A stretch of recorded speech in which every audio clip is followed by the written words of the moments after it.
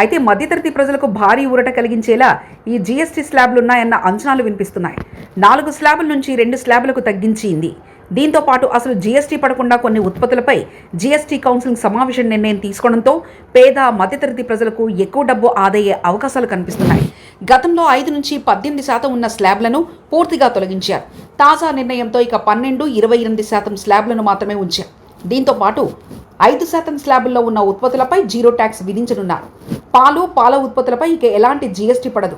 దీంతో పాటు విద్యార్థులు ఉపయోగించే పెన్సిళ్లు, షార్ప్నర్లు, క్రేయాన్స్, రంగులు, మ్యాపులు, చార్ట్లు, గ్లోబులపై కూడా ట్యాక్స్ ఉండదు. దీంతో పాటు వివిధ రకాల మందులపై ఉన్న జీఎస్టీని కూడా తొలగిస్తూ జీఎస్టీ కౌన్సిలింగ్ నిర్ణయం తీసుకుంది. క్యాన్సర్ వంటి వ్యాధులతో పాటు మరో 33 రకాల మందులపై జీఎస్టీ నుంచి పూర్తిగా మినహాయింపిచ్చారు. అలాగే ఆరోగ్య బీమా పాలసీలపై కూడా జీరో ట్యాక్స్ విధించారు.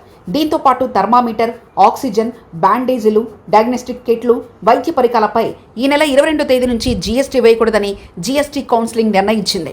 తాజాగా జీఎస్టీ తీసుకున్న నిర్ణయంతో కొన్ని నిత్యావసర వస్తువుల ధరలు కూడా భారీగా తగ్గే అవకాశం ఉందని తెలిసింది.